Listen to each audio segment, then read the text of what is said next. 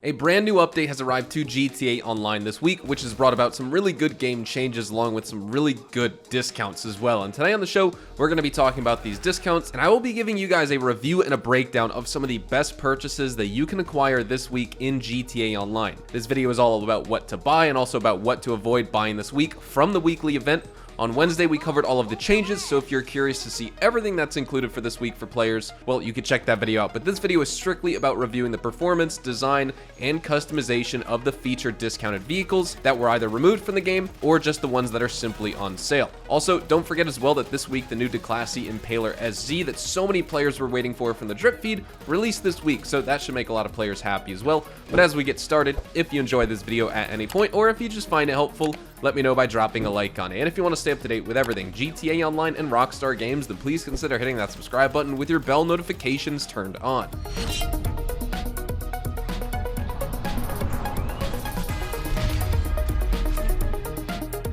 First things first for this video, 3 of the 4 vehicles here today that are discounted are removed from the game, and Rockstar has rotated them back in for a limited time this week. I'll mention which ones those are when we get to them, and since they are removed, just keep in mind you're going to need to make sure you go to the in-game free roam vendor that sells these vehicles and has them in stock this week, because you cannot get them off an in-game website like any normal vehicle. So starting off with number 1, we have 30% off the Enus Hellion, available at Premium Deluxe Motorsport because it is a removed vehicle. Performance-wise, the Hellion delivers a really fun driving experience, and it excels both in off-road as well as on-road conditions, and it can easily navigate steep terrains in the game. However, its large tires are a weak point against gunfire, necessitating the use of bulletproof tires for that enhanced durability, especially if you want to use it for missions or any of the various money grinding activities you usually do in the game. The Hellion's traction can be modestly improved as well by adding any window plates modification, interestingly enough, even though it doesn't make sense, and it also offers an insane amount of added protection from gunfire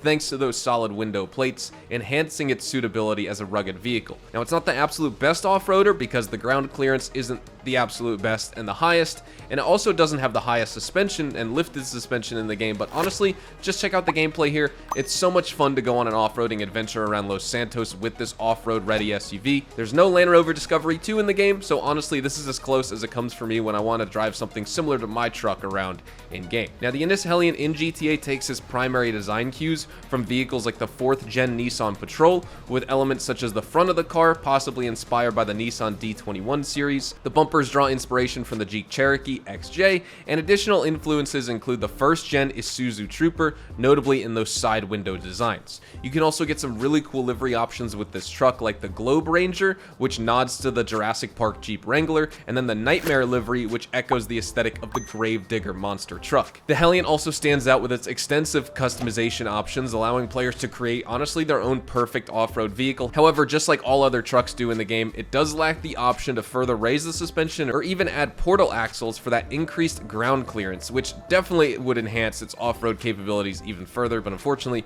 we just don't have that. Now also, this vehicle is equipped with an inline-6 engine, but there's also cosmetic options to make it appear as if it's a V8 engine, and you can add turbochargers to it, but these don't really affect its performance. All those engine modifications in Los Santos Customs or the Auto Shop are just cosmetic. And then the sound of this vehicle is reminiscent of something found with the Free Crawler, as well as the Night Shark. Now moving on to number 2, we have 30% off the Enus Paragon R, available at Legendary Motorsport. I'm sure I'm going to get some comments about it, so I'll mention this right off the bat before reviewing this vehicle for those players who are unaware, but you can unlock this car as a bonus reward for completing the Tier 4 career challenge of the Diamond Casino and Resort on PlayStation 5, as well as Xbox Series X and S, and in addition to that, you can also unlock an armored and weaponized version of the Paragon R for free by completing the Agatha Baker Casino Mission storyline in GTA. After you finish that final mission, this upgraded vehicle will be available at the docks, ready for you to claim and store in your garage at no additional cost. Additionally here, casino missions are offering double rewards this week, or even quadruple pay if you're a GTA Plus member, so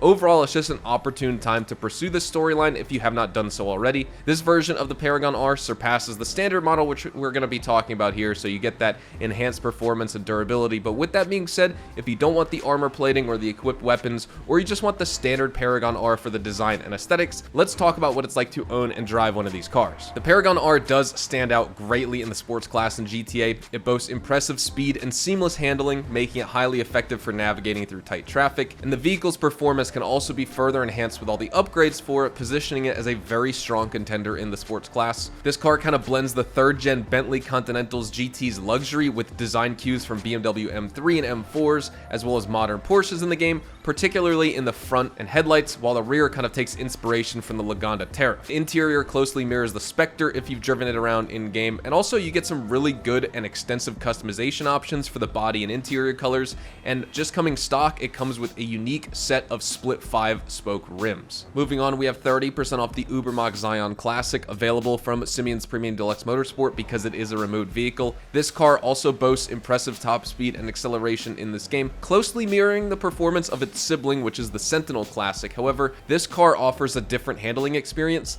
It's less prone to oversteer, and so that makes it more controllable around corners or even uneven surfaces. And while the drifting capabilities are somewhat limited here compared to its counterpart, it still is very effective. One unique feature here is the advanced handling flag that increases the car's springiness, so that's going to cause it to bounce a little bit more while you're driving, and that could be a factor to consider in its overall performance, but honestly, I don't find it too bad. Now, this car is heavily inspired by the 1st generation BMW M6, resembling the Sentinel Classic with a little bit of a shorter cabin as well as a wider body, and the vehicle's primary color covers the body, with the secondary color accenting the bumpers and the sides. And honestly, the wheels are super unique. They're designed with 12 triple spokes, and while it's not the same car as the 1996 M5 featured in the movie Ronin, which I absolutely love, I did try and style mine similarly towards that, so I kept those stock rims for a really classic BMW appearance. Honestly, is this car really worth the money if you aren't a fan of BMWs? Maybe not, but I do feel like this car is a must-buy for any of the Bimmer fans watching this video. And then lastly, we have 30% off the Vapid Peyote gasser, also available at Simeon's Premium Deluxe Motorsport. Honestly, we talked about this vehicle a couple weeks ago because it was discounted then as well, but I'll repeat it here. This car is an absolute piece of garbage. It may seem appealing with the decent speed and acceleration as well as the fair braking that it has, but it's really going to disappoint you when it comes to its handling. Overall, among these discounted vehicles, the Peyote gasser has the absolute worst performance by a long shot. It's a total waste of money, and I do not recommend it. But the only reason to get it is if you just like the look of it, because it is inspired by that really cool 1955 Ford Thunderbird gasser, so you get significant alterations like a front-mounted oil tank, you get a heightened front suspension, and a cool grille exposing the engine bay, and you also get the rear wheel arches that are tailored for large drag tires, and the sports race type steering wheel on the interior. But overall, it's just not a good car. So when it comes to what I recommend you buy, definitely buy the Enus Hellion as well as the Ubermacht Zion Classic. I'm gonna say consider buying the Enus Paragon R. It's worth buying and it's worth owning and driving, but I'm putting it in the consider buying category since there's 2 versions of this car and both of them can be unlocked for free, but they will take some extensive playtime depending on which one you're going after. But overall, it is worth owning. And then when it comes to what I recommend you avoid this week, like I said, avoid the Vapid Peyote gasser at all costs. It's just absolutely awful. But with that being said, we have reviewed every major discounted purchase in this week's GTA Online update. I'd love to know which ones you guys like and which ones you guys are going to pick up this week. Hopefully you all enjoyed the video here today, and if you did, hopefully I earned your like on it. And of course, if you are new to my channel and you want to stay up to date with all the best GTA and Rockstar Games content, then please consider hitting that subscribe button so you don't miss out on a single thing we post here on the channel. We consistently talk about updates, news, information, tips, tricks, and even leaks, and we'll keep you updated here on the channel daily. So make sure you hit that subscribe button. If you want to follow me over on Twitch, Twitter, and Instagram, those are the best places to get connected with me outside of YouTube, and you're more than welcome to ask me any questions on those platforms. You can follow me at HazardousHDTV, and all of my social media links can be found in the description down below. Thank you again so much for watching. Hopefully you all have a fantastic day, and I will see you guys in the next GTA Online video tomorrow. Adios, amigos.